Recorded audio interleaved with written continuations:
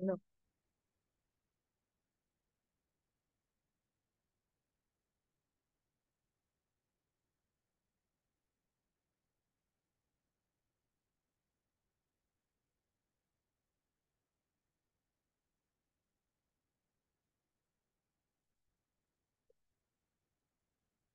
Assalamualaikum warahmatullahi wabarakatuh.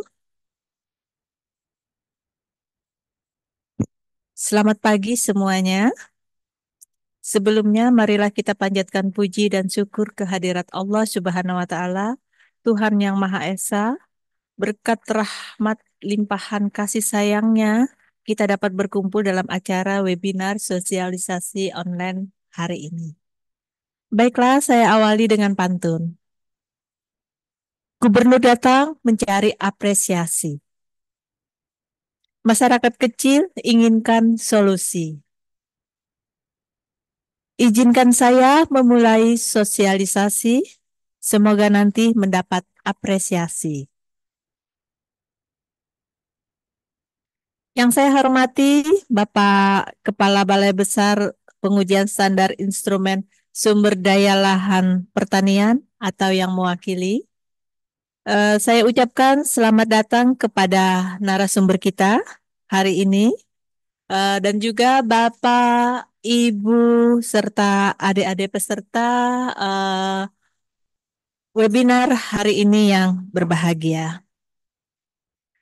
Pada kesempatan ini, saya, Ani Susilawati, selaku moderator, akan memandu acara hari ini hingga selesai. Bapak dan Ibu, diskusi pada hari ini dilatar belakangi oleh keprihatinan kita terhadap masalah darurat pangan pada saat ini. Untuk itu, diskusi webinar kali ini akan membahas tuntas tentang lahan rawa. Nanti bagaimana kendalanya, kemudian faktor pembatasnya bagaimana, dan bagaimana lahan rawa tersebut dapat memenuhi kebutuhan pangan melalui pengelolaan tata air mikro. Pada acara webinar kita hari ini, kami mengundang Bapak Dr. Lutfi Ijhar yang merupakan Kepala Balai Pengujian Standar Instrumen Pertanian Lahan Rawa. Pada webinar ini, beliau akan menyampaikan materi tentang tata air mikro di lahan rawa pasang surut tipe luapan B. Sebelumnya kami bacakan biodata beliau. Uh, Nama Dr. Lutfi Ijhar SP MSc. Tempat dan tanggal lahir Bandar Jaya, Lampung, 28 November 1974. Jabatan beliau adalah Kepala Balai Pengujian Standar Instrumen Pertanian Lahan Rawa. Riwayat pendidikan S1 Budidaya Pertanian Universitas Jambi 1998. Kemudian S2-nya Agronomi Universitas of the Philippines Los Banos 2002. Kemudian S3-nya Agronomi dan Hortikultura Institut Pertanian Bogor 2012. Kemudian postdoc beliau di North Carolina Agriculture and Technical State University pada tahun 2013. Agar diskusi hari ini dapat berjalan lancar, untuk penyaji acara kami persilahkan menyampaikan materinya selama 20 menit. Kepada peserta yang nantinya ingin bertanya, kami beri waktu setelah pemaparan selesai. Untuk mempersingkat waktu, kami persilahkan kepada Bapak Dr. Lutfi Ijhar menyajikan materinya. Dipersilahkan Bapak. Terima kasih Bu Ani. Tes, tes. Bagusnya suaranya ya. Bagus sekali yang saya hormati. Sebelumnya saya berkasih. Waalaikumsalam. Puji syukur kita semua dalam keadaan sehat walafiat. dan bisa berkumpul atau bisa bersama acara bareng untuk kawan-kawan juga bisa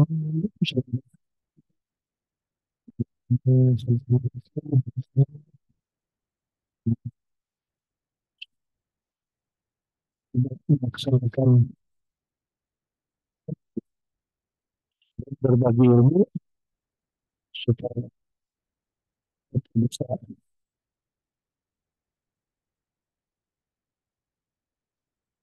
supaya kita bisa lebih menambah pengetahuan dan lebih mengenai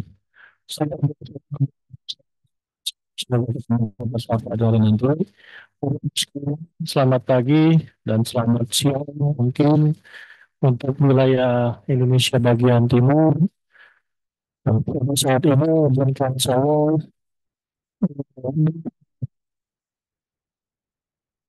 sesuatu yang cukup kecil dan sangat besar. Kita akan berbicara tentang itu di lahan rawa sangat B yang merupakan salah satu keluaran SNI kita dalam waktu dekat.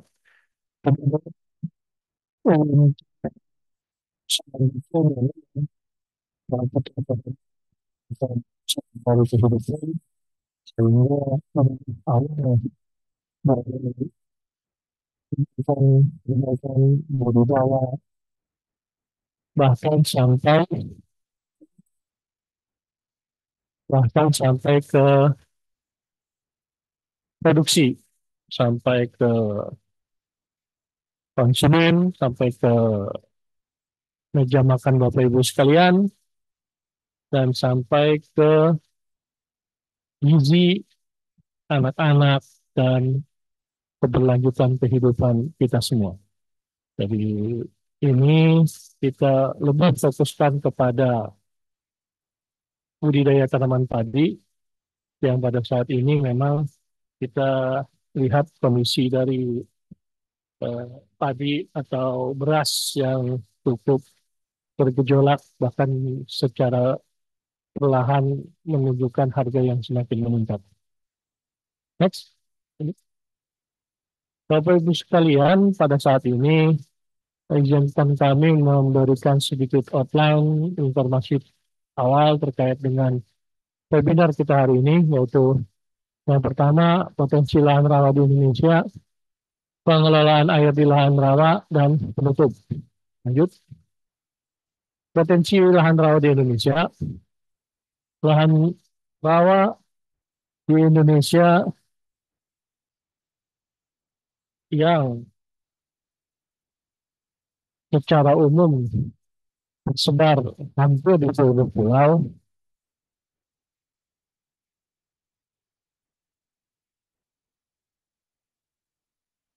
Sebentar Bapak Ibu,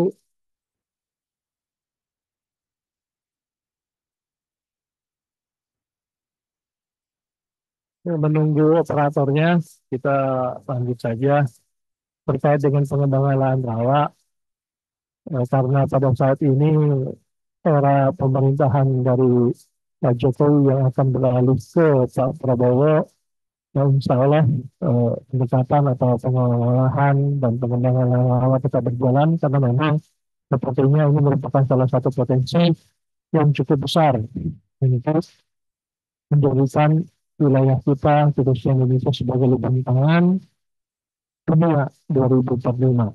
Namun, untuk mencapai hal tersebut, kita harus mulai dulu dengan bagaimana cara pengelolaan lahan rawa yang baik.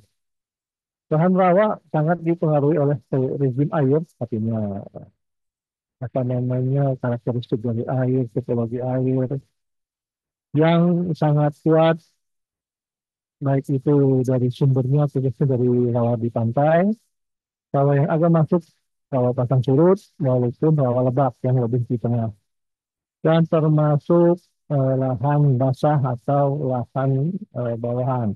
Artinya kalau lahan basah kita secara bahasa asing wetland merupakan suatu pengembangan lahan yang sudah dilakukan sejak zaman dulu juga Namun ada beberapa lahan-lahan yang memang perlu treatment yang lebih baik dan berbeda.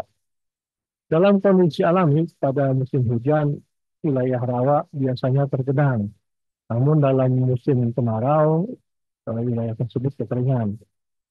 Daerah pantai dan rawa pasang surut dipengaruhi adanya gerakan pasang tinggi atau spring tide saat purnama dan bulan mati, dan pasang ganda atau pasang kecil atau neap tide pada saat bulan sabit. Baik, Bapak Ibu sekalian, kalau kita lihat di peta sebaran lahan rawa dan luasan-luasan lahan rawa, kita lihat dari peta pada dasarnya di wilayah Sumatera bagian timur, di Kalimantan yang hampir tersebar di seluruh pulaunya, kemudian sedikit di Sulawesi, di Jawa, yang cukup juga signifikan adalah di wilayah Papua. Untuk Sumatera, rawa pasang surut sekitar 3 juta hektar lebih. Kemudian untuk lahan lebaknya 9 atau hampir 10 juta hektar dengan total sekitar 12,9 juta hektar. Kemudian yang kedua, wilayah yang terluas antara lain di wilayah Kalimantan untuk rawa pasang surut sekitar 2,9 juta. Kemudian untuk rawa lebak 7 jutaan atau jadi total sekitar 10 juta eh, hektar. Dan yang terakhir di wilayah Papua sekitar 9,8 juta hektar. Next, kedudukan lahan rawa yang berfungsi sebagai budidaya dan fungsi sebagai lindung antara lain untuk erat kaitannya dengan ketahanan pangan akibat peningkatan populasi penduduk, kebutuhan pangan dan ketersediaan pangan. Artinya kebutuhan pangan yang semakin meningkat, namun ketersediaan pangan semakin menurun.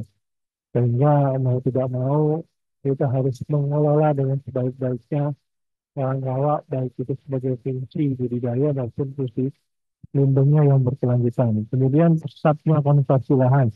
Banyak lahan-lahan sawah yang salah satu yang sangat subur yang sudah beralih fungsi menjadi perumahan, menjadi fungsi yang lain. Sehingga sangat merugikan atau sangat menurunkan produksi padi yang diharapkan semakin ke depannya semakin tinggi, malah kita kehilangan lahan yang subur. Kemudian persaingan komoditas khususnya dengan lahan sawit sepertinya di beberapa lokasi-lokasi khususnya di wilayah-wilayah yang agak jauh lokasi letaknya, di beberapa tempat dengan pengelolaan yang mirip sebenarnya terkait dengan tata air untuk sawit dan untuk padi, namun perkembangan saat ini dengan lebih tingginya harga dari komoditas perkebunan tersebut sehingga menekan perubahan yang terjadi dari konversi lahan sawah menjadi sawit. Namun pada saat ini kondisi seperti ini dan terakhir sepertinya akibat dari lahan atau pengembangan karet yang tidak menguntungkan, konversi karet ke lahan sawah atau lahan tanaman pangan sudah mulai terjadi seperti di Sumatera Selatan. Kemudian kondisi geopolitik atau perang di beberapa wilayah di bagian barat dan di Gaza, khususnya terdapat pembatasan ekspor, patroli mahal, jumlah petani semakin besar, kemudian untuk barang-barang yang jenisnya dari Eropa Timur itu menjadi sangat mahal. Kemudian isu global dan strategis, kondisi pandemi COVID yang sebelumnya menyebabkan ketersediaan pangan sudah menipis, bio farma atau herbal alternatif yang cukup berkembang, namun daya beli masyarakat yang sampai dengan saat ini boleh dikatakan belum semua pulih seperti sebelumnya. Dan yang paling penting Bapak Ibu sekalian adalah perubahan iklim. Perubahan iklim yang sangat dinamis. Ada informasi pada bulan ini sebelumnya diperkirakan sangat kering, namun di beberapa lokasi malah hujannya cukup tinggi bahkan hujan angin. Kemudian akibat dari perubahan iklim ini ada banjir, kekeringan, serangan organis terganggu tanaman yang misalnya penyakit atau hama pada saat tertentu bisa sangat banyak sekali, bisa juga penyakitnya yang sangat banyak. Jadi bergantian. Sementara petani memprediksikan, mempersiapkan mungkin pestisidanya, namun pada saat yang bersamaan ternyata hama penyakitnya berubah. Lalu kebakaran hutan yang sering kadang terjadi masih akibat kekeringan, degradasi lahan, dan penurunan artinya keragaman eh, keragaman hayati. Lanjut, faktor pembatas wilayah nyawa, Bapak Ibu sekalian, adalah pemasaman yang dipengaruhi oleh kulit, bahan organik, oksidasi, dan musim, atau keluapan dan laju pelindian. Kiranya itu yang berlebihan akan berimbas kepada pH atau AL, kemudian FE, asal organik diikuti oleh tahap hara NPK, NPK, LPU, dan CN. Artinya untuk hara makro dan mikro juga merupakan faktor pembatas bila lahan di rawa ini tidak dikelola dengan baik. Next. Lanjut, Bapak Ibu sekalian, ini sedikit informasi terkait dengan tipikal atau tipe-tipe lahan rawa. Rawa pasang surut yang payau yang sangat dekat dengan atau berbatasan langsung dengan laut, kemudian masuk ke beberapa zona pertama beberapa meter atau kilometer. Kemudian rawa pasang surut yang cukup ada kandungan unsur air tawar yang lebih tinggi. Kemudian rawa non pasang surut atau rawa lebat yang jauh ke dalam. Kemudian tipe luapan pasang surut, tipe luapan A, B, C, dan D, di mana A dipengaruhi oleh semua pasang atau pasang rendah, pasang tinggi juga sangat dipengaruhi begini. Pasang kecil, pasang besar. Ya. Kalau tipe luapan B, pasang besar saja. Tidak dipengaruhi oleh pasang kecil. Kalau tipe C dan D boleh dikatakan sudah kurang dipengaruhi oleh pasang spirit di luapan ini. Lahan rawa mempunyai beberapa kelebihan, Bapak Ibu sekalian. Antara lain, ketersediaan lahan dalam bentuk hamparan yang cukup luas, flat, dan air umumnya tersedia sepanjang tahun. Khususnya nih rawa yang belum diganggu sebenarnya. Kemudian topografi lahan umumnya datar, akses lokasi bisa melalui darat maupun sungai, dan kesesuaian lahan berkisar dari cukup sesuai sampai dengan sangat kecil. Namun terdapat juga permasalahan bila pasang surut atau pasang tidak meluapi semua lahan dalam waktu terbatas atau di tahun sebulanan sekitar lebih dari 4 bulan, itu akan menjadi permasalahan di lahan ini. Pada pada saat kekeringan atau pada saat intrusi air laut pada musim kemarau bisa berpengaruh besar terhadap pertumbuhan dan pengembangan tanaman. Pemasaman dan keracunan baik pada saat musim hujan atau musim kemarau bisa terjadi di wilayah ini. Jadi itulah pentingnya kita berbicara terkait dengan pengelolaan atau PKL. Next, Bapak Ibu sekalian, pengelolaan air di lahan pasang surut atau di lahan rawa. Yang pertama, pengelolaan air merupakan salah satu kunci sukses pengembangan pertanian di lahan rawa. Bahkan boleh dikatakan ini faktor utama keberhasilan pengelolaan atau budidaya atau peningkatan produksi di lahan rawa. Ada beberapa gambar di sampingnya, dan kita bisa melihat polanya. Masalah air yang ditemui di berbagai tipe air pasang surut yang tadi kita gambarkan di sebelumnya, ada ilustrasi tipe pasang surut A, B, C, dan D, di mana untuk air masam, intrusi air asin, banjir, kekeringan, untuk butuh luapan A, intrusi air asin, dan banjir merupakan kendala utama. Untuk luapan B, air asam dan banjir juga sedikit reduksi asin untuk suplementasi air makan sangat dominan sebagai masalah termasuk di Pulau Sambil karena memang sudah tinggal sedikit air yang bisa dikecilan dan untuk Pulau Sambil antara lain kekeringan. Jadi bisa menyebabkan lahan rusak itu merupakan salah satu kendala-kendala yang berat. Next, pengelolaan air tujuannya adalah memenuhi kebutuhan air tanaman, mencegah kedaluan dan kekeringan, meminimalkan pemasaman, mencegah terjadinya keracunan pada tanaman, antara lain RLE, AL, ALA, dan asam organik yang berlebihan, meningkatkan efektivitas pupuk, dan menekan pertumbuhan guna. Next, kebutuhan air untuk tanaman. Kebutuhan air tanaman tadi sesuai dengan tahapan pertumbuhannya. Bapak Ibu sekalian, di sini ada pembagian antara varietas lokal dan varietas tumbuh dari kegiatan pengembangan, pengurutan, dari pemeliharaan sampai dari pengembangan sampai isi atau uji dan sampai ke ada bersama tidak terlalu berbeda antara varietas tumbuh dan varietas lokal. Varietas tumbuh khususnya pada saat pengembangan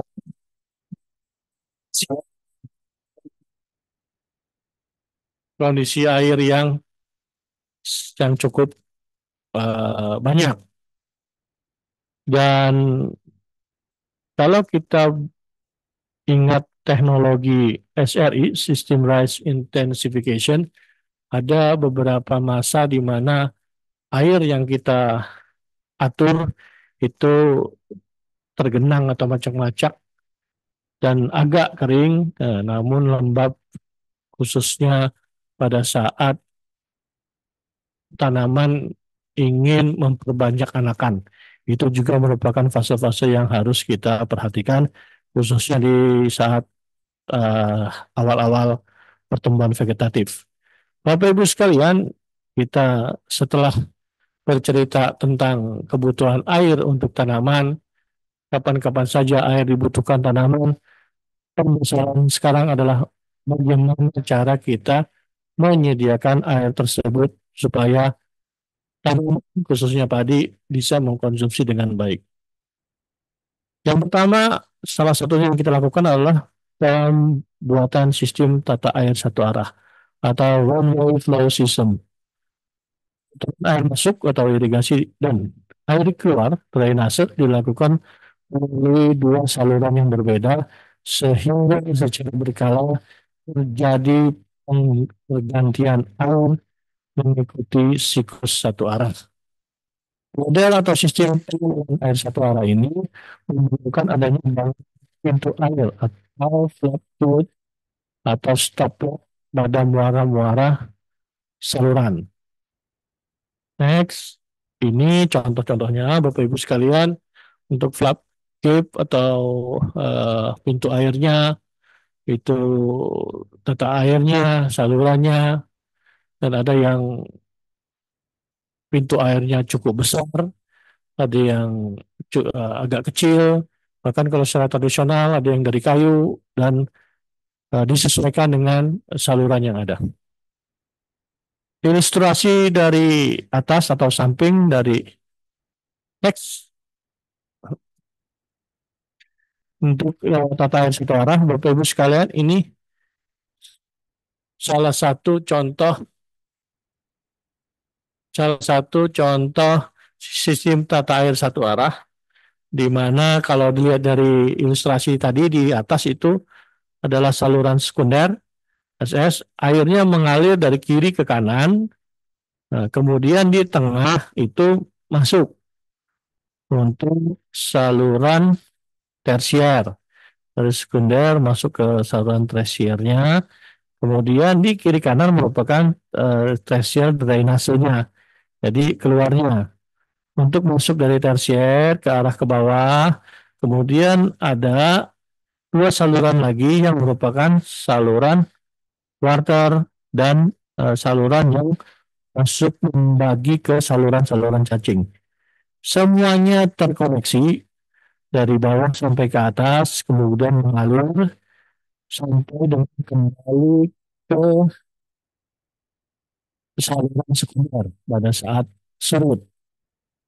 Jadi semua mengalir dengan baik atau pada saat tertentu kalau disesuaikan dengan kebutuhan air tanaman yang ada di dalam eh, saluran tersebut yang ada di sawah itu pada saat membutuhkan cukup tinggi kondisi air seperti tadi pada saat pembungaan dan eh, pengisian biji diharapkan airnya cukup tersedia di sekitar tutup flat yang ada baik yang khususnya di outlet intake dan outtake juga kalau misalnya di dua-duanya kali tutup bisa berbalik.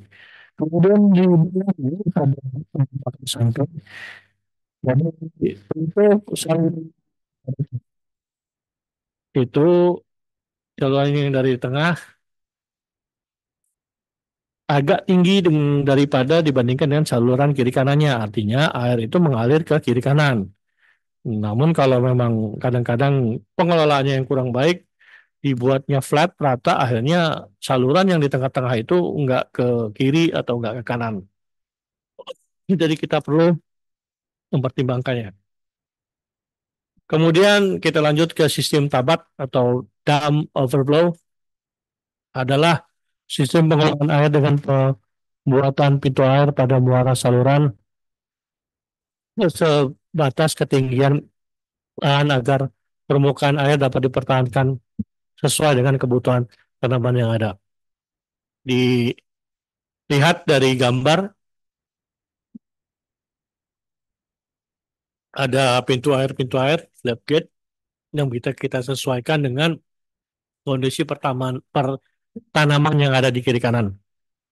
Dan ada yang di-insert tadi yang sedikit menggunakan paralon. Diangkat nanti paralon, air akan mengalir di situ. Next, sistem atau kombinasi sistem tata satu arah konservasi atau sistak menggunakan sistem tata air satu arah sunset pada daerah-daerah laut yang relatif tinggi dengan tipe luapan B atau mendekati tipe luapan C atau tipe luapan BC. Maka perlu kombinasi atau integrasi antara stasa dengan tabat agar air dalam saluran tersier tidak terkuras habis ketika surut, khususnya pada musim kemarau.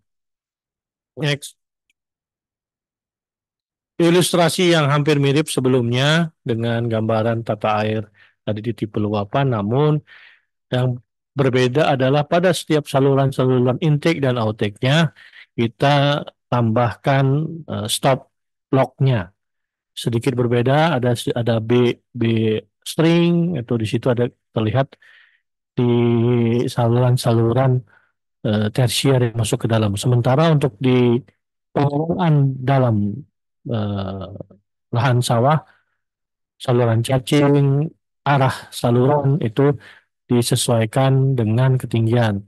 Dan sedikit ilustrasi di bawah, di mana karena ini tabat konservasi dan diharapkan pertumbuhan tanaman disesuaikan dengan kondisi air, sehingga diharapkan air yang ada tetap dalam kondisi tergenang dan membangun tinggi dibandingkan dengan air yang di luar atau di saluran sekunder, seperti ada di bawah ilustrasinya.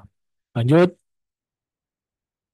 Bapak Ibu sekalian, untuk penerapan semua komponen teknologi dalam budidaya padi membutuhkan pengaturan tinggi sawah atau tinggi muka air pada petakan sawah, TMA. Di sini pada dasarnya rata-rata macet-macet, ada yang pada persenangan cuma komponen senti, kemudian pada penyemprotan herbisida, macet-macet, kemudian pengolahan lahan, harus ada airnya sehingga memudahkan nanti pengolahan lahan untuk menggunakan TR2 atau apa namanya TR2 yang termodifikasi kalau memang lumayan dalam. pemberian amelioran, kemudian penanaman, pemupukan, semua macam-macam. Dan untuk mungkin pada saat pemeliharaan khususnya memperbanyak anakan sedikit agak dikeringkan. Kemudian untuk sesudah masa bulir atau pengisian bulir dan pembungaan dan hampir ke pematangan atau panen diupayakan kondisi lahan sudah kering sehingga bisa mengoptimalkan hasil yang ada. Bapak Ibu sekalian, demikian sedikit informasi terkait dengan pengelolaan tata air tipe luapan B yang kaitannya dengan budidaya tanaman padi, kaitannya dengan bagaimana cara kita memanfaatkan wilayah lahan rawa untuk menjadikan sebagai kedepannya wilayah apa namanya eh, sentra produksi tanaman pangan. Jadi untuk menutup, Bapak Ibu sekalian, pengelolaan air di lahan rawa memerlukan dukungan sarana dan prasarana infrastruktur yang cukup dan tepat. Peningkatan produksi padi di lahan rawa perlu dukungan kebijakan program anggaran baik dari pusat maupun daerah yang bersifat tuntas dan multi years. Tidak hanya 1 tahun selesai, tetapi berkelanjutan. Kemudian kolaborasi yang tadi antar institusi juga terus dilakukan dengan dukungan teknologi atau inovasi-inovasi atau standar budidaya, standar pengelolaan pasca panen dan lain-lainnya agar hasil yang kita dapatkan sesuai harapan dan harga yang kita berikan, yang kita dapat juga baik dan kualitas produksi terstandar dari bulir atau padi yang kita hasilkan. Mungkin demikian Bapak Ibu sekalian, kita bisa diskusi lebih lanjut terkait dengan pengelolaan tipe luapan A untuk tata air. Namun bila kita ingin berdiskusi terkait dengan hal lain dengan untuk pengembangan lahan rawa, institusi perbaikan untuk lahan rawa, saran, masukan, pertanyaan kami harapkan sehingga untuk kedepannya tidak hanya basic lahan rawa, tapi petani-petani yang bersentuhan langsung dengan pengembangan lahan rawa juga memiliki kemampuan yang baik dan memiliki potensi produksi yang tinggi. Mungkin demikian Bapak Ibu sekalian, terima kasih atas perhatiannya. Kami kembalikan ke Bu Ani.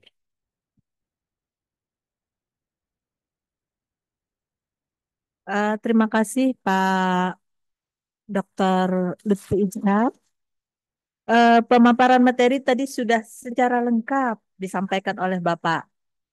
Pemaparan tersebut tentunya akan merangsang kita untuk bisa menyadari pentingnya lahan rawa dalam menanggulangi darurat pangan serta kedaulatan pangan nasional. Dengan kendala biofisik lahan rawa yang ada tadi, Pak, maka salah satu jalan keluar yang telah ditawarkan adalah dengan melakukan pengaturan air di lahan rawa. Khususnya untuk topik kita hari ini adalah lahan rawa tipe luapan B. Untuk memperjelas pemahaman materi hari ini, kami undang peserta yang hadir hari ini untuk bisa bertanya. Kami buka untuk termin pertama dengan kesempatan 3 penanya.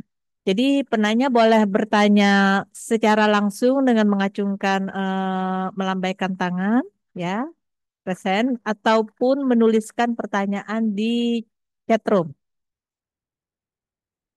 Silakan bertanya nanti bisa menyebutkan nama dan asal instansinya. Kemudian dimohonkan untuk pertanyaan bisa disampaikan secara singkat dan jelas. eh untuk itu kami persilahkan untuk yang bisa bertanya, bisa meresen ataupun pada chat room. Untuk informasi nantinya akan diberikan door prize bagi penanya yang nanti akan diseleksi oleh panitia. Nah, jadi mungkin menjadi penyemangat bagi peserta kita hari ini untuk bisa bertanya. eh untuk kepada semua peserta webinar, sebelumnya bisa mengisi link form kuesioner ya yang telah disampaikan di chatroom. Kemudian juga daftar hadirnya dipersilahkan untuk diisi juga. Jadi selain daftar hadir juga ada link form kuesioner. Pada link form kuesioner itu ada beberapa yang memang harus diisi terkait dengan balai kami, BSIP Pertanian Lahan Rawa. Eh, apa ada yang bertanya secara raise hand? Kita lihat dulu. Ada yang melambai? Melambaikan tangan, ada.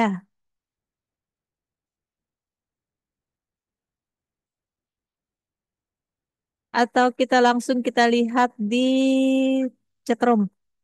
Ya,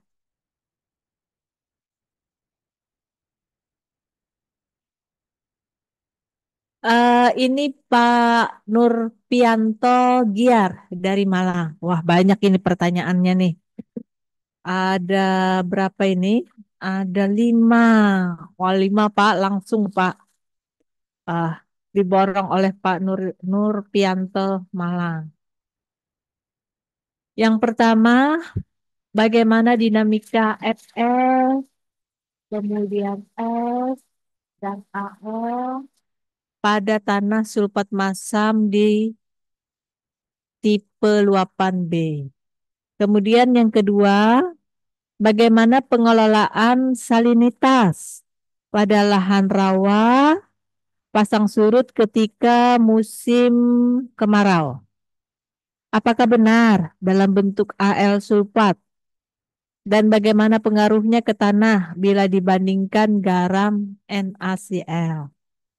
Kemudian, bagaimana pengaruh fluktuasi kualitas air pada musim kemarau dan hujan, terutama pH dan kandungan Fe, S, dan Al. Kemudian yang keempat, bagaimana manajemen soil amendement pada lahan sulfat masam? Karena pada studi yang menunjukkan bahwa tanah yang dikapuri bila digenangi maka justru meningkatkan AlOH3 dan akan meracuni tanaman kembali. Kemudian yang kelima, bagaimana manajemen pembilasan pirit agar tidak menyebabkan kerusakan lingkungan. Terima kasih. Ya, borongan ini pertanyaannya dari Pak Nurpianto Malang. Pak Nurpianto masih hadir, Pak? Halo. Wah, nggak apa-apa. Sip, sip. Sis, ya. Ini pertanyaan Pak Novianto udah sekelas profesor ini. Baru kemarin cerita kita tentang pengembangan lahan rawa dan ada beberapa profesor yang jadi guru kita semua di situ, termasuk Pak Basuki yang ini nih.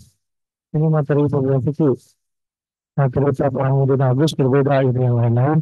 Ini ada beberapa termasuk Pak Budi dan yang lain. Ini beberapa sendiri ini mau kalau mungkin dua dua ini dia dua tahun S2 deh. Jadi Bapak Ibu sekalian, nah, untuk para petani ini ada beberapa makanya kalau sudah ada FT atau Zuki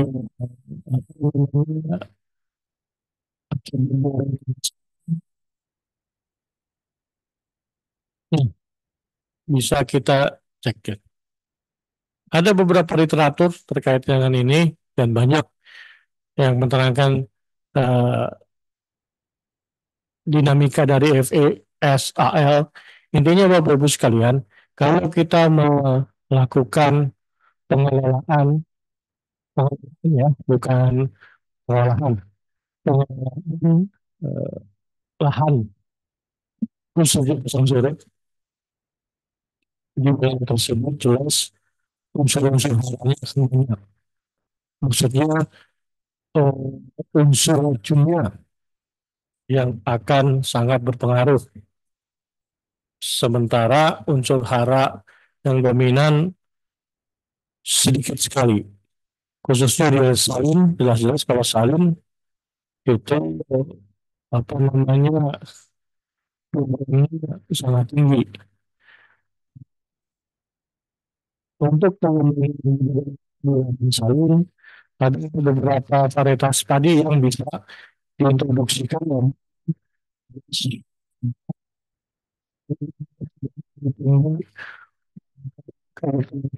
di situ ada apa namanya ada satuannya ada cara pengukurannya itu cocok untuk berbeda tadi atau tidak.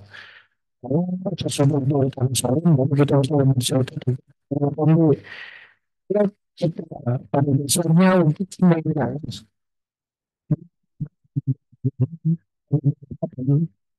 kita akan membuat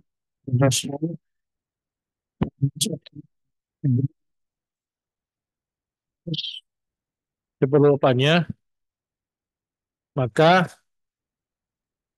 bisa maka kita bisa mendapatkan hasil yang tinggi. Namun kalau pengelolaannya sudah tidak benar, sudah kekeringan, biritnya sudah keluar, jadi spesifik lokasi Bapak Ibu sekalian. Contohnya di beberapa lokasi di Jambi dan di Kalimantan Tengah, di Dadahub dan lain, biritnya di atas boleh dikatakan 50 cm. Jadi jangan sampai terjadi oksidasi.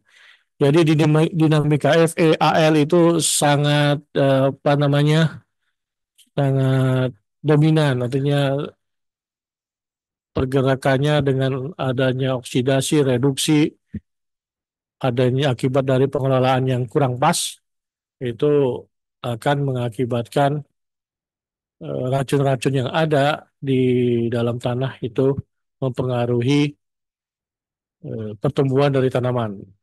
Kemudian ada beberapa juga penelitian terkait dengan pemberian soil amendment, pembelian kapur dalam bentuk kaptan, kapur dalam bentuk dolomit.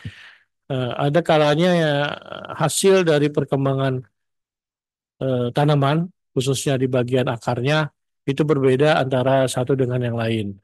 Namun kita sesuaikan saja di mana bila ada ketersediaan kapur, misalnya saat ini dolomit, walaupun ada kandungan Mg-nya yang kurang baik untuk tanaman, karena di situ Mg biasanya di wilayah pasang surut itu cukup tinggi.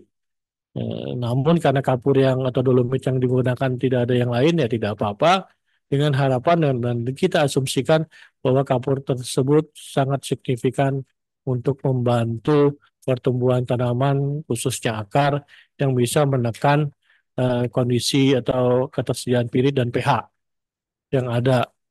Lalu Bapak Ibu sekalian kalau kita lihat lagi terkait dengan manajemen pembilasan pirit tadi ada di beberapa lokasi di khususnya di Sumatera Selatan ada pengusaha di situ yang dengan mekanisme tata air dan kondisi air yang tergenang dengan baik, digenangkan dengan baik, artinya pada saat pertumbuhan tanaman tertentu hanya sekitar tidak lebih dari mungkin 5 cm atau 10 cm air yang digenangkan dan walaupun surut tidak akan terlalu dalam, mungkin sama 20 cm, 5 cm tetap di kondisi air di permukaan selama 3 tahun. Ini ada isu beras mahal segala macam. Bocor. Nah, jadi proses pencuciannya dengan baik bisa dilakukan di sana merupakan sampel atau contoh yang bisa kita pelajari di wilayah itu. Jadi sudah terbukti bahwa tata air yang baik bisa menekan, artinya bisa menekan unsur-unsur yang racun, pirit, air dan lain-lain. Eh, Namun juga bisa memperbaiki pH tanah. Jadi di situ hasilnya alhamdulillah padinya cukup bagus. Sementara di wilayah lain, khususnya yang baru dibuka, itu memang tantangan kita untuk mengelola air dengan baik, khususnya eh, dalam waktu beberapa musim tanam, sehingga bisa terbentuk sawah yang baik. Dari secara teknis mungkin tidak terlalu mendetail, Bapak Ibu sekalian, karena pertanyaan tadi sangat kimia, unsur kimianya dijelaskan, membutuhkan berapa berapa MTS ya. Nah, jadi itu yang bisa kami biarkan sementara. Namun kalau memang kita diskusi lebih lanjut, insya Allah ada banyak literatur yang mendukung eh, informasi ini, mendukung atau sistematis dari ilmu-ilmu kimia tanah, fisika tanah, pedologi dan lain-lain ya, khususnya di universitas-universitas atau literatur yang ada, apa namanya, fakultas eh, ilmu tanahnya. Mungkin itu sementara untuk informasi yang yang itu ya, jadi pengolahan satu arah tadi. Jadi tidak hanya mata air mikro ini yang satu arah, namun konsistensi dan pengelolaannya yang terus menerus. Kita bisa di beberapa lokasi kita sudah menyiapkan tata air satu arah. Oh ya, sudah siap tata air ini. Tapi pada saat kondisi kering, ternyata kering juga. Pada saat di lokasi itu tidak ada saluran cacingnya, tidak ada saluran kelilingnya.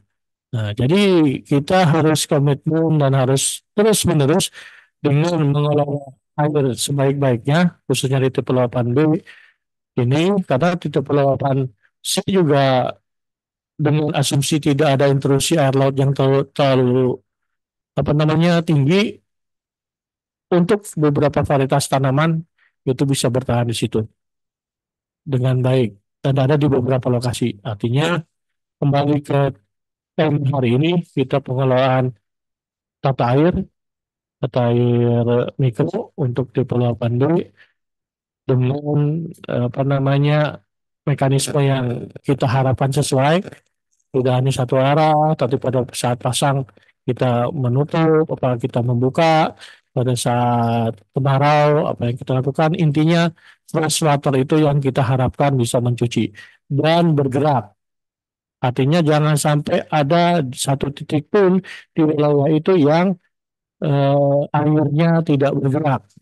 Karena kalau air tidak bergerak, racun mengumpul di situ, kita tidak bisa melihat dengan kasat mata, namun pertumbuhan tanaman mungkin secara perlahan akan jelek, akan menurun. Dan bahkan di beberapa wilayah tertentu, pasti wilayah itu yang sebelumnya mungkin transmigrasi atau pengembangan tanaman tertentu akan ditinggalkan kembali menjadi semak belukar karena tingginya pirit dan apa namanya gagalnya panen atau budidaya tanaman di wilayah itu.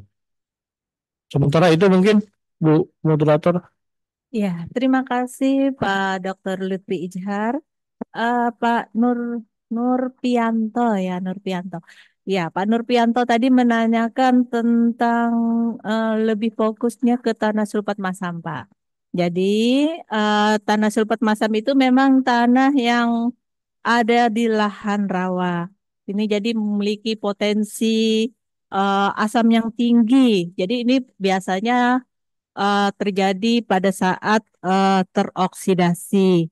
Jadi eh, lahan sulfat masam memang banyak ditemukan di tipe luapan B.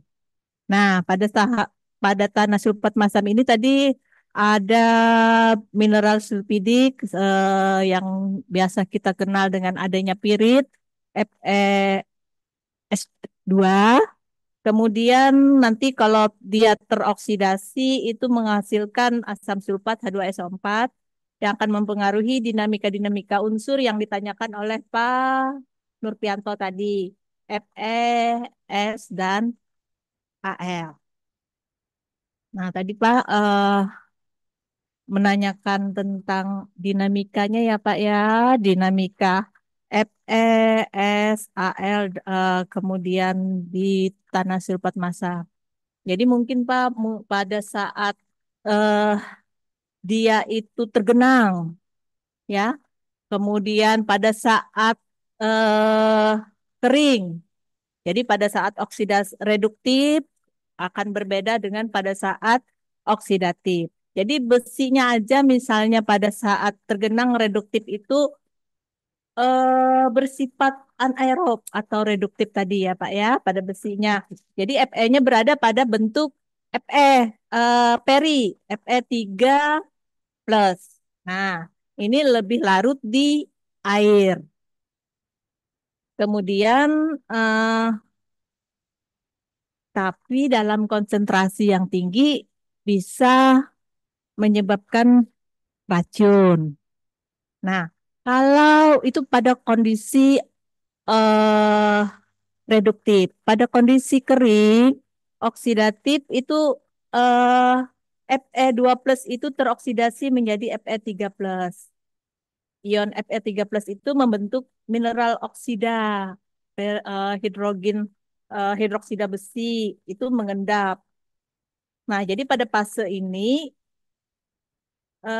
potensi pembentukan lapisan keras dari FeOOH itu bisa terjadi. Nah, mungkin ini terlalu ke arah kimia ya, Pak ya. Jadi intinya Pak tadi dinamika Fe, ah, S, kemudian Al yang Bapak tanyakan itu untuk fase tergenang ataupun fase kering itu akan berbeda-beda.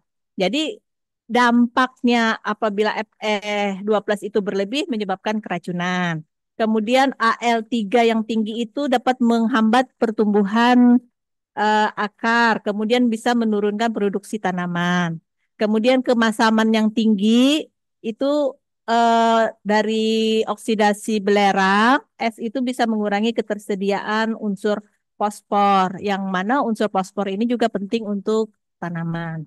Nah, manajemen dari tanah sulfat masam, seperti yang tadi ditawarkan oleh Pak Lutfi Ijhar, adalah dengan melakukan pengelolaan air dengan pengaturan tata air mikro yang dilakukan dengan pengaturan air satu arah dan kombinasi dengan sistem tabat. Jadi tadi kalau pada tipe luapan B itu bisa di pengaturan airnya bisa melakukan dengan pengaturan air satu arah. Kalau yang B peralihan ke C, B garis miring C tadi bisa menggunakan kombinasi keduanya. Nah, selain dengan pengaturan air itu, Pak, teknologi kita juga perlu berdampingan juga dengan pemberian bahan organik, kemudian pemberian kapur, pengaturan pH, dan sebagainya. Artinya apa? Artinya kombinasi dari teknologi itu perlu kita terapkan pada tanah sulfat masam yang ditanyakan oleh Pak Nurpianto tadi. Tadi Pak narasumber, Pak Lutfi sudah memberikan juga gambaran seperti apa eh, pengelolaan salinitasnya juga, kemudian bagaimana manajemen soal amandemennya. Eh, Mungkin untuk pertanyaan Pak Nurpianto yang cukup banyak sudah sudah ini ya, sudah cukup ya. Kita beralih dengan ya, kita beralih dengan yang raise hand ya.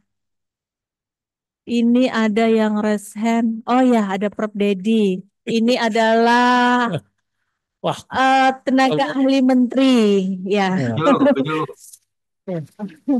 Ya, beliau ini juga sudah pakarnya rawa juga, Pak. Ini mau menguji kami ya, Pak.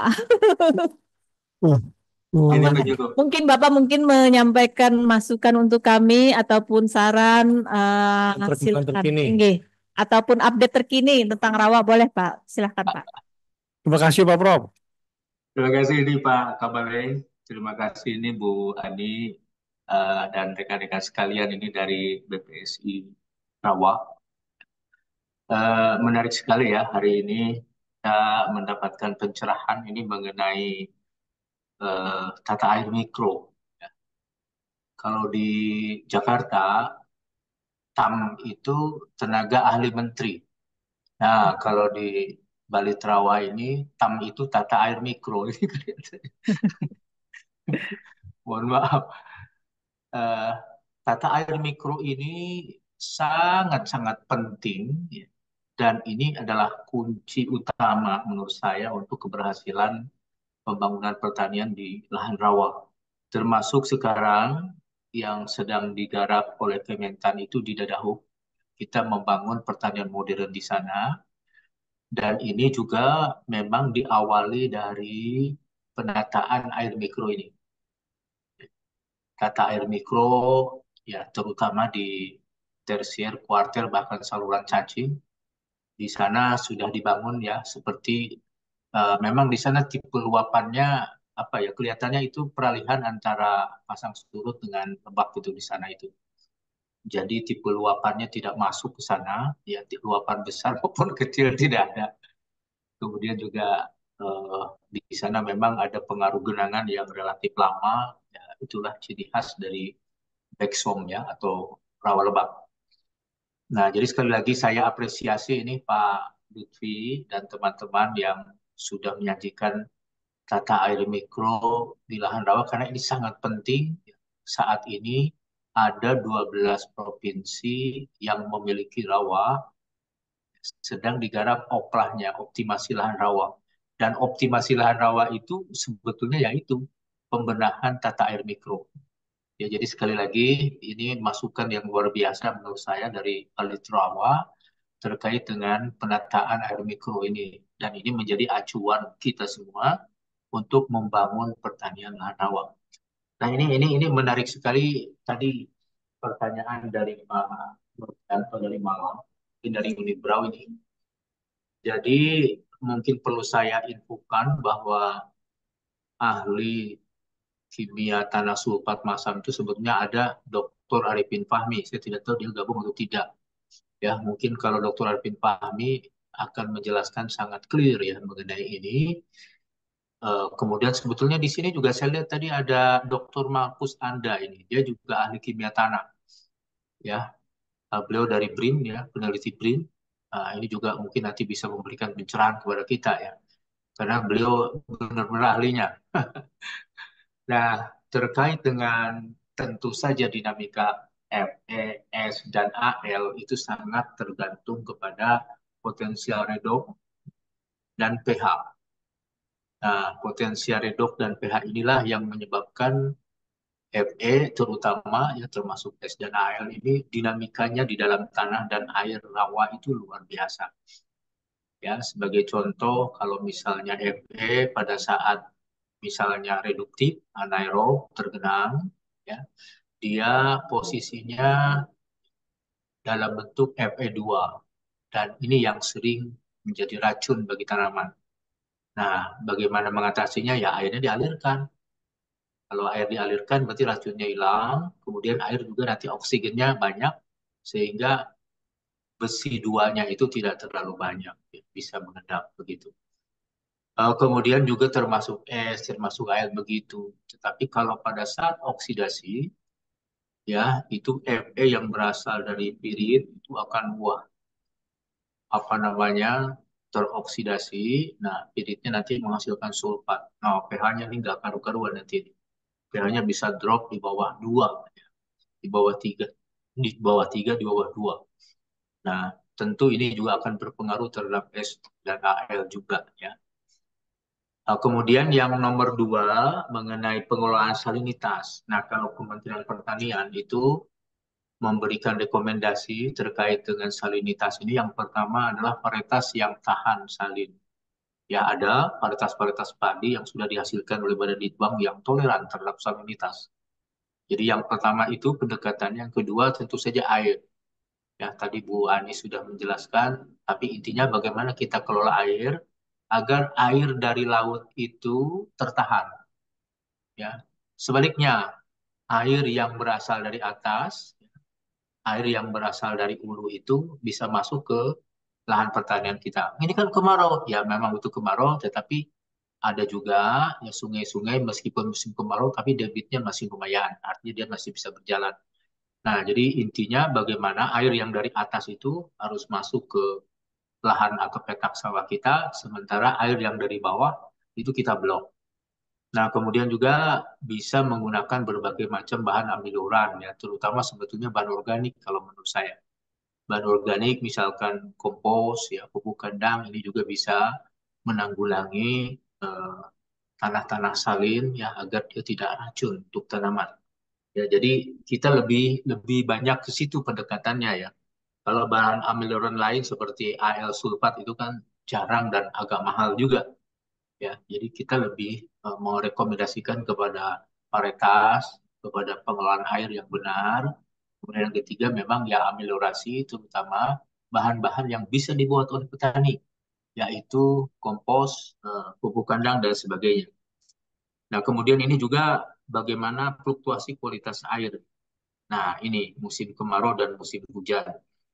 Nah, ini lagi-lagi kualitas air juga ini pasti tergantung dari kondisi apakah dia itu musim kemarau atau musim hujan. Nah, musim kemarau karena kemarau pasti pirit teroksidasi. Ini kualitas air pasti apa namanya pH itu akan drop. Ya. Jadi airnya, tanahnya itu pasti akan drop.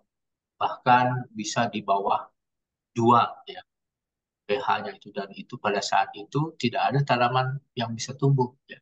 pH 3, pH 4 masih ada yang bisa tumbuh seperti purun. Purun masih bisa tumbuh. Ya. Kemudian galam juga masih tumbuh. Tapi kalau betul-betul di bawah 2 itu tidak ada tanam. Bahkan mikroba pun termasuk alga itu sulit untuk bisa tumbuh kalau pH-nya bisa sampai drop seperti itu. Ya, jadi sekali lagi ini kualitas air juga sangat tergantung apakah musim kemarau maupun musim hujan. Nanti kaitannya juga dengan potensial redox dan pH. Nah, dari pH ini bisa menjalur pH dan potensial redox ini bisa berpengaruh kepada dinamika seluruh unsur hara sebetulnya. Nah, di lahan rawa terutama ya EPS dan AL. Nah, kemudian terkait dengan pengelolaan soil amandemen, ya pengapuran dapat meningkatkan ALOH dan meracuni tanaman. Nah, apa benar? Ini saya tidak terlalu yakin. Kalau pengapuran kan pasti pH naik. Kalau pH naik itu AL itu akan mengendap. Ya, jadi kelarutan AL itu akan berkurang.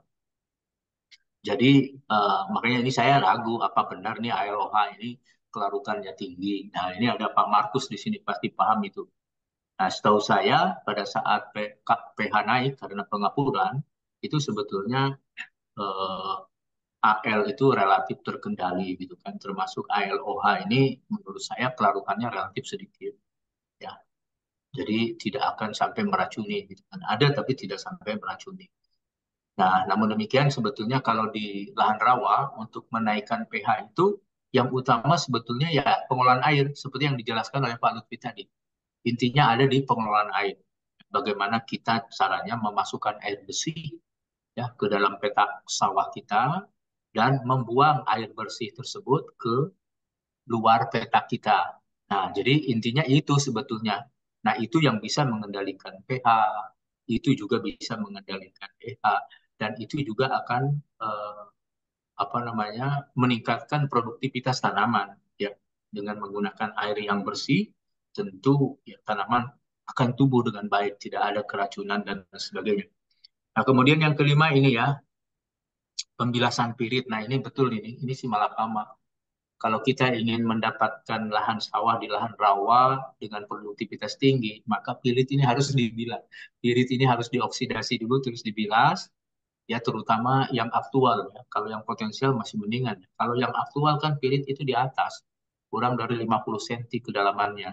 Nah, kalau misalnya kita oksidasi kemudian kita bilas, nah itu sebetulnya akan meningkatkan produktivitas tanah. Tapi memang itu perlu waktu yang lama. Ya, itu menurut Profesor Hairil itu bisa sampai 20 tahun. Tapi dengan cara pembilasan itu bisa dipercepat itu proses tanah ini menjadi 5 tahun. Nah, sekarang masalahnya bagaimana caranya agar tidak menimbulkan masalah lingkungan. Nah, ini lagi-lagi Balitra sebetulnya sudah banyak melakukan penelitian ini ya dengan cara water treatment. Ya, water treatment jadi nanti di outlet petak-petak sawah kita ya itu dibikin water treatment. Nah, water treatment itu macam-macam. Ada yang biofilter. Nah, ini Prof. Hairil sebetulnya teman-teman Balitra ini sudah sangat paham ini ya. Dengan biofilter ini seperti purun tikus, purun babi, ternyata dia efektif sekali itu untuk menyerap besi. Ya, misalkan kalau kebetulan keracunan besi. Kenapa? Karena purun tikus itu termasuk purun babi itu meskipun pH-nya sekitar 3 dia masih tetap tumbuh baik termasuk logam-logam berat yang bisa meracuni tanaman, itu juga bisa disedot itu sama biofilter itu, purun tikus dan sebagainya. Bisa juga dengan chemofilter kalau menurut saya. Misalkan kita tambahkan di outlet itu, ya jadi dibikin petakan, nah petakan itu ditanami biofilter atau petakan itu menggunakan kapur dan sebagainya. Nah, tapi mungkin perlu diingat bahwa kalau di lahan rawa, kapur maupun kalsit maupun dolomit itu ditujukan bukan untuk meningkatkan pH. Kalau untuk meningkatkan pH terlalu berat di sana itu. Mupirit dilawan, berat gitu. Jadi intinya untuk meningkatkan pH itu dengan water management yang baik. Nah, itu pasti akan lebih efektif dan tentu ini juga akan murah. Nah, namun demikian di rawa itu unsur hara Ca dan Mg kan di mana-mana rendah. Jadi sebetulnya kapur di rawa itu bukan soil amendment, tapi lebih banyak ke pemupukan. Jadi kapur di situ kalsium magnesium itu sebagai pupuk gitu. Kenapa? Karena Ca dan Mg di lahan rawa itu memang kadarnya sangat rendah. Nah, jadi saya itu saja ingin menanggapi pertanyaan dari Pak Nurfianto menurut saya yang luar biasa ini. Eh, saya yakin kalau di sini ada Dr. Arifin Fahmi dari BRIN ya, tapi dulunya dari Balitra, kemudian ada Pak Markus Anda pasti akan memberikan pencerahan yang lebih bagus daripada saya, karena memang mereka itu betul-betul ahlinya. Saya kira demikian Bu Ani, Pak Lutfi ya, sekali lagi eh, apresiasi ini untuk BPSI Rawa yang sudah memberikan sosialisasi mengenai tata air mikro karena sekarang yang sedang digarap oleh Kementerian Pertanian itu adalah optimasi lahan rawa, terutama di 12 provinsi yang termasuk yang terakhir di Merauke, Pak, di Papua Selatan. Jadi menurut saya ini memberikan manfaat yang luar biasa ini bagi kita semua, terutama sekarang membangun juga pertanian modern, ya, sebagian besar di lahan rawa. Demikian, terima kasih Bu Ani. Assalamualaikum warahmatullahi wabarakatuh. Waalaikumsalam warahmatullahi wabarakatuh. Terima kasih Pak Prof. Dedi atas tambahannya, ilmunya, kemudian pencerahannya. Sangat-sangat sangat-sangat banyak sekali. Nggih.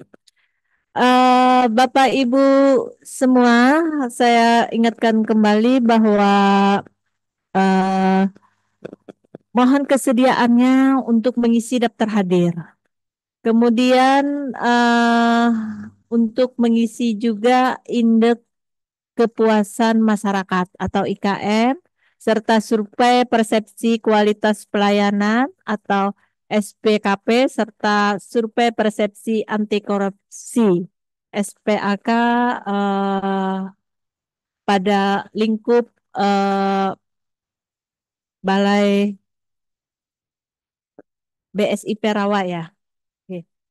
Eh, Mohon jangan lupa ya, saya mengingatkan kembali bahwa untuk mengisi form yang telah di linknya ada di chat room ya. Jadi mohon kesediaan Bapak Ibu untuk mengisi form tersebut. Di sini ada lagi yang resen, ada Pak Tarto dari BPP Salem. Pak Tarto, Siap, siap, Bu, siap. Oke, iya. Silakan Pak. Ya, Assalamualaikum warahmatullahi wabarakatuh. Saya Pak Tarto dari BPP Kecamatan Salem, Kabupaten Brebes, ya Bu. Kebetulan ini itu tadi terkait penggunaan kapur dolomit. Ya mungkin karena daerah saya itu bukan daerah rawa ya, tapi daerah atas yang ketinggiannya mungkin lebih di atas 800 meter di atas permukaan laut. Nah, pertanyaan kami gini, Bu. Eh, Tadi udah disampaikan eh, beberapa poin ya, udah kita pahami. Kemudian yang jadi pertanyaan kita gini, Bu. Ini kan kebetulan daerah kami itu daerah atas. Ketinggian di atas 800 mdpl. Nah, kita cek pakai TDR 3 pH air ya, cuma 15. Bu. Nah, terus yang kedua, kita udah menggunakan pakai kapur dolomit juga Bu untuk memperbaiki pH tanah, tapi masih belum berubah gitu Bu. Jadi kami ya selaku penyuluh yang di lapangan mohon penjelasan dalam arti gini, untuk karena kita udah uji berbagai macam cara uji coba kita udah dilaksanakan. Nah, bagaimana kalau misalnya gini, dari kementerian atau dari mana kita pengen membantu eh, masalah kapur dolomit itu yang baik yang mana gitu. Karena kan banyak juga di lapangan yang kapur-kapur dolomit yang produksi NASA dan lain-lain. Nah, kalau di daerah kami itu kebetulan daerah atas itu ada sawah juga, ada kopi juga ya. Kemudian untuk yang kopi-kopi itu semuanya pakai kapur dolomit, Bu. Itu. Nah, rekomendasinya memang kami udah anjurkan untuk tanaman sawah itu paling tidak 2 ton per hektar. Nah, sedangkan 2 ton per hektar kan lumayan juga ya Bu, kalau petani itu harus beli isinya lumayan lah gitu. Nah, masalah padinya di daerah sana ya mungkin kalau orang tanam padi cuma jadi padi aja Bu. Jadi istilahnya berbuah, tapi ya kalau dihitung-hitung sih mungkin per hektar dapat 1 ton juga itu udah bagus. Setelah dihitung-hitung analisa biayanya ternyata ya mungkin kalau orang itu nombok ya nombok.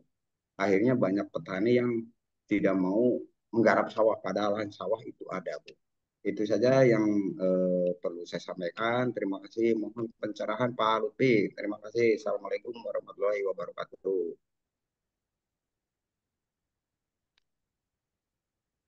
Terima kasih Pak Tarto dari BPP Salem. Maaf Pak, BPP Salem ini posisinya di mana ya Pak? Kalau di Salem itu berarti Brebes, Bu. Brebes ke selatan perbatasan dengan Cilacap. Oh, Itu. Brebes. Oke. Iya, Ah, iya. ah. Maksudnya Bapak mau daerah konfirmasi aja Pak. Tadi Bapak kan ada menyebutkan pH ya. pH-nya mm, 15 benar ya Pak? jadi gini Bu, kita kan uji coba pakai TDR 3 pH air Bu, cuma 15 TDR 15 pH-nya itu 3,5 Oh, gitu. Jadi kan kita TDS. iya TDR 3 pakai TDS. pH Oh air iya, iya iya Tad- cuma 15 Bu. Nah, sedangkan kalau kita turun ke wilayah Salem sendiri kan daerah atas ya bisa mencapai di atas 50. Berarti kan airnya bisa layak dikonsumsi lah kalau di Salem itu. Itu. Tapi kalau daerah atasnya di sana 15 kan tidak layak dikonsumsi. Itu Bu. Itu Bu. Oke. eh Kepada Bapak narasumber dipersilahkan Pak.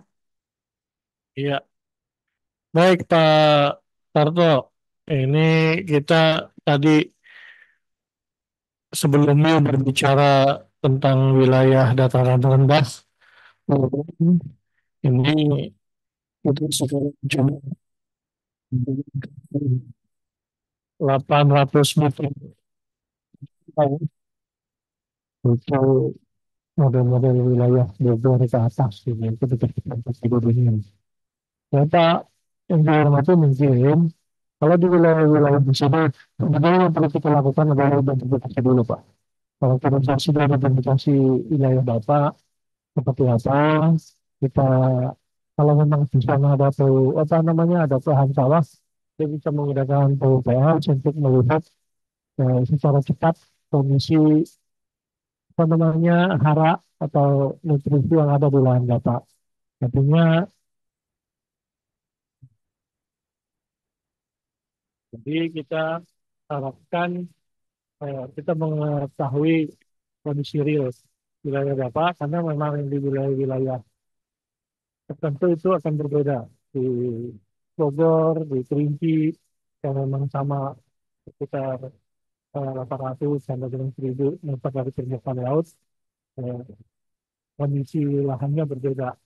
Yang kami sarankan mungkin Pak, kalau terkait dengan pH-nya atau pemutikan atau dolomitnya yang memang Bapak berikan banyak, ya kita lihat dulu kondisi seperti apa di lahan yang Bapak miliki.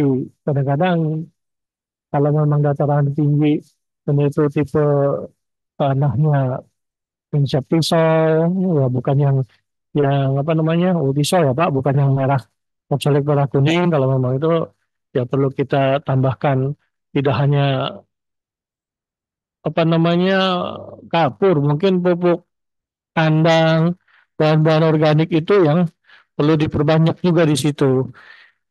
Jadi artinya pemanfaatkan mikroorganisme lokal, pemanfaatan apa pupuk-pupuk kimia, pupuk-pupuk organik dari kotoran ternak dan lainnya, atau dari hasil-hasil dari biodekomposer, kita bisa masukkan ke situ dari sampah-sampah. Jadi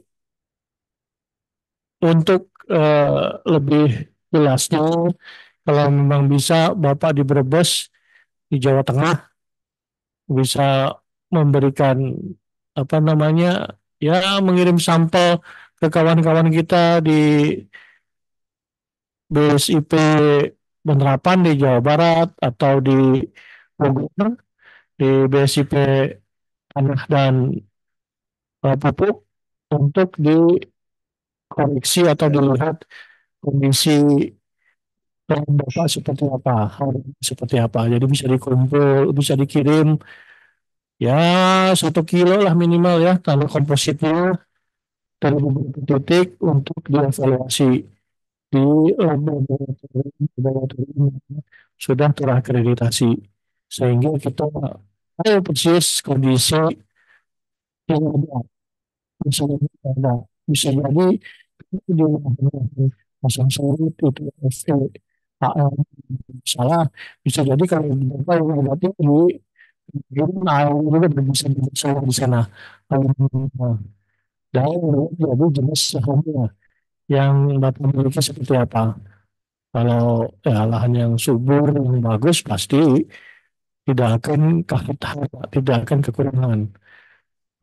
Dan pH-nya pun insya Allah bagus. Nah, tapi kalau dari uraian dari Bapak, jadi kita bisa lihat lagi sebenarnya apa kendalanya.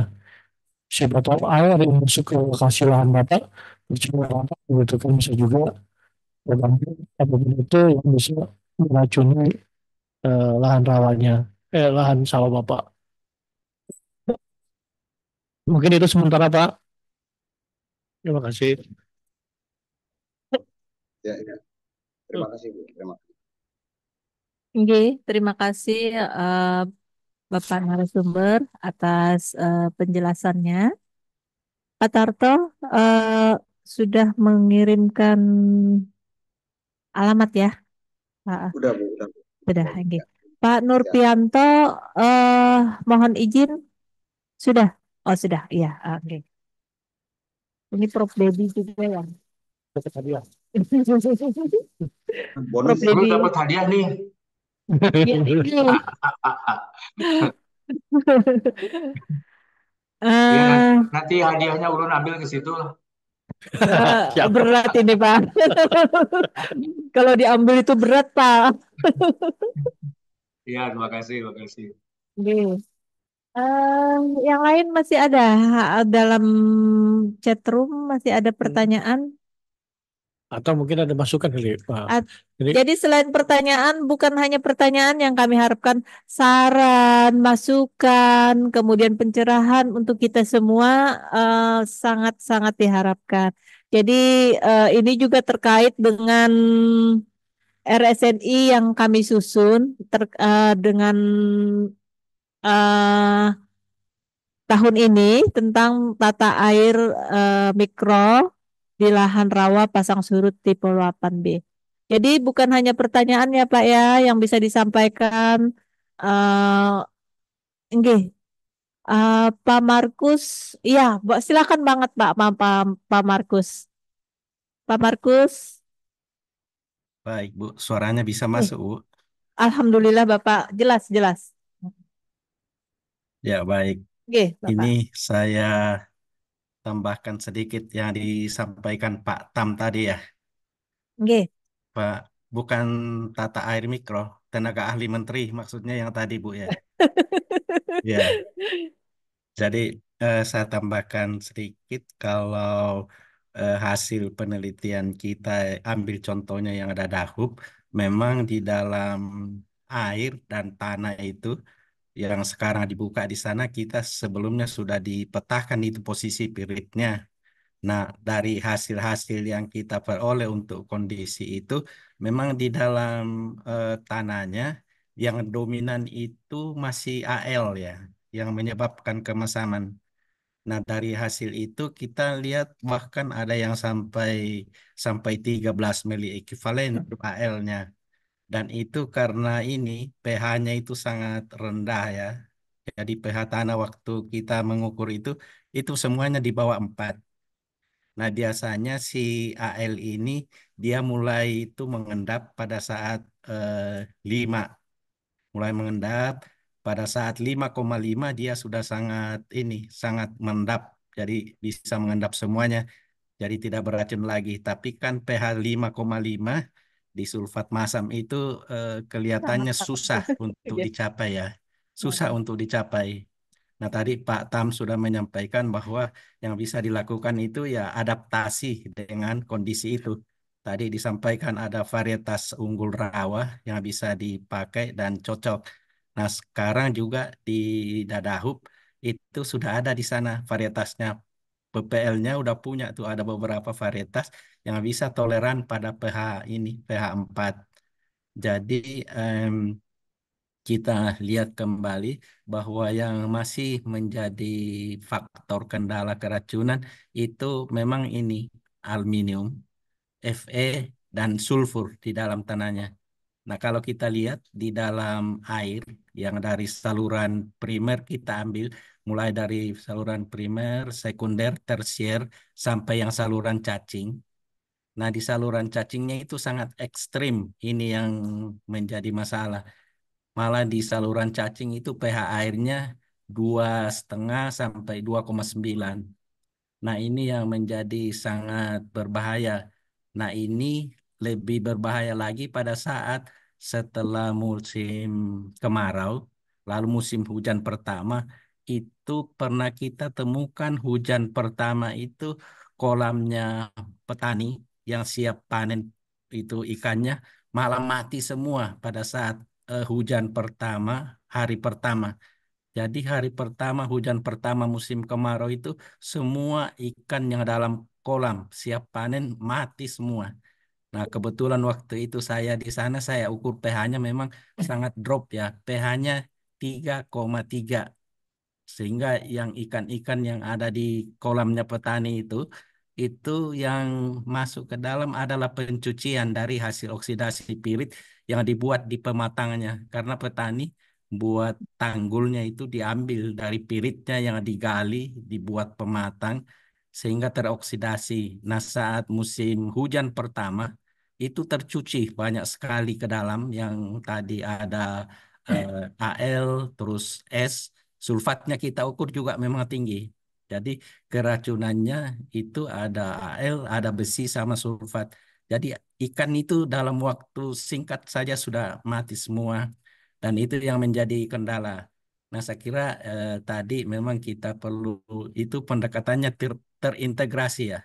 Pengelolaan tata air tadi sudah disampaikan lengkap, terus pemberian amelioran, terus pemupukan. Nah, pemupukan mungkin juga nanti diperhitungkan itu tidak tidak seimbang ya. Jadi nutrien balance. kalau kita ambil di Kalimantan dan Sumatera, umumnya sebenarnya Mg-nya itu sudah tinggi di lahan-lahan sulfat masam yang kita itu. Jadi kalau misalnya ada pilihan, ya sebaiknya kita pakai yang Kaptan yang CaCO3 itu karena Mg-nya sudah tinggi, jadi supaya kation lain punya tempat di pertukaran kationnya tadi. Kalau didominasi Mg, yang lainnya nggak ada tempatnya. Jadi disarankan kalau ada pilihan Kaptan lebih bagus daripada yang Dolomit. Nah, saya kira itu tambahan sedikit dari saya bahwa air memang berperan penting dan pH air kita yang di sulfat masam ini, yang dadahub itu masih sangat rendah. Kisarannya 2,5 sampai 2,9 saat dilakukan survei dulu. Tapi mungkin sekarang sudah naik lagi ya. Karena sudah musim hujan, mungkin sudah terjadi pergantian air dari saluran primernya. Kalau saluran primernya kita ukur tuh 6,2. Jadi saluran primer dan saluran utama itu pH air masih 6,2. Tapi kalau sudah masuk ke saluran tersier, quarter itu sudah di bawah 3. Jarang yang di atas 3,5. Nah, mungkin itu informasinya bisa jadi bahan pertimbangan untuk mengatasi masalah keracunan pada lahan-lahan yang pasang surut, dan itu memang tantangan kita ya. Jadi memang perlu waktu. Mudah-mudahan itu dalam waktu yang berjalannya waktu pencucian akan lebih banyak sehingga makin berkurang. Tapi yang kita khawatirkan juga kalau kita bilas keluar, daerah yang menerima bilasan itu juga nanti kena lagi. Jadi terangkut ke sana.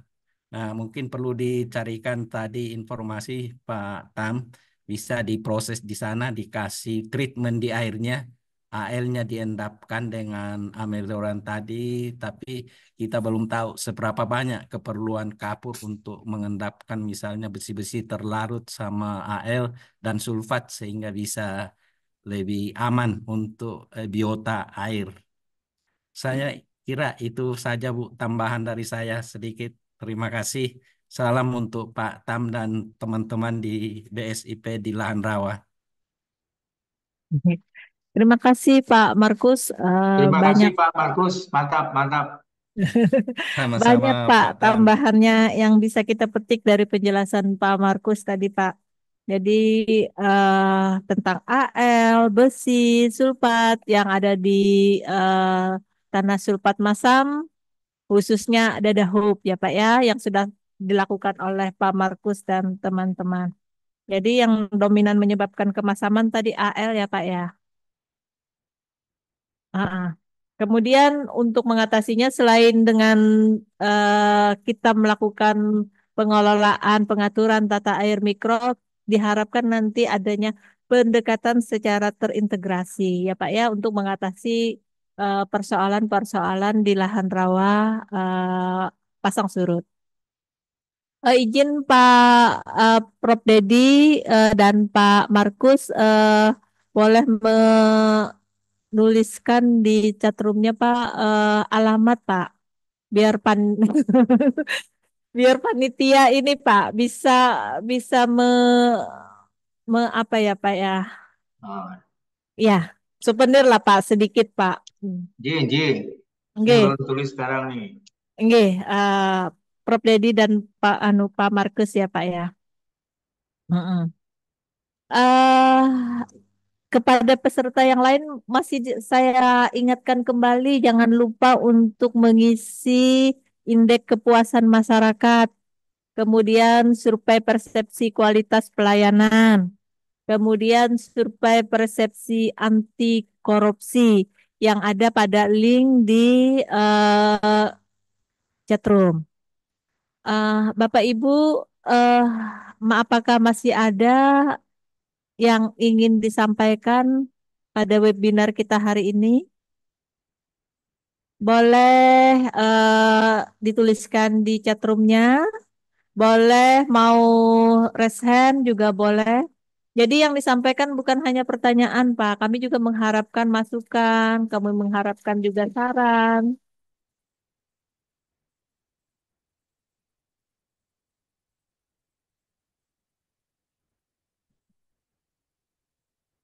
Masih ada yang belum. Bapak Ibu penyuluh, eh, kalau ada masalah di lahan rawanya juga boleh diungkap di sini. Mumpung di sini terkumpul ada Pak Markus, ada Bapak Tenaga Ahli Menteri Prof Dedi.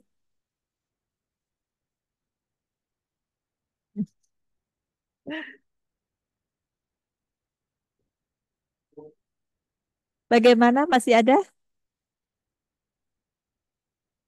Eh, masih ada nggak? Nggak ada. Apa sudah cukup webinar kita hari ini ya? Belum.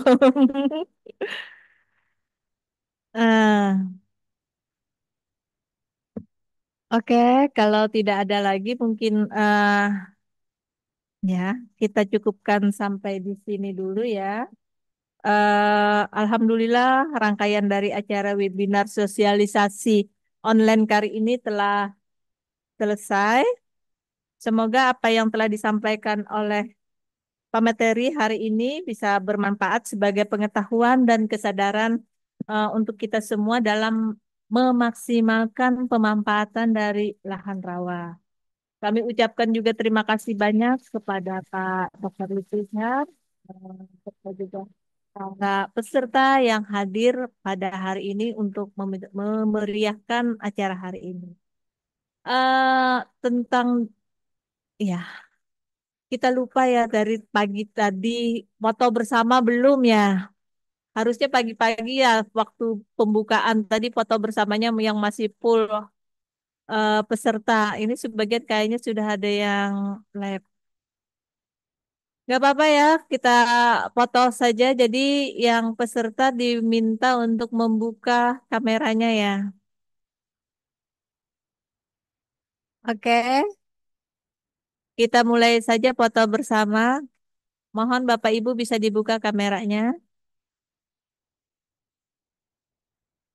Kita mulai ya dalam hitungan 1, 2, 3. Oke, slide berikutnya. Nggak ada.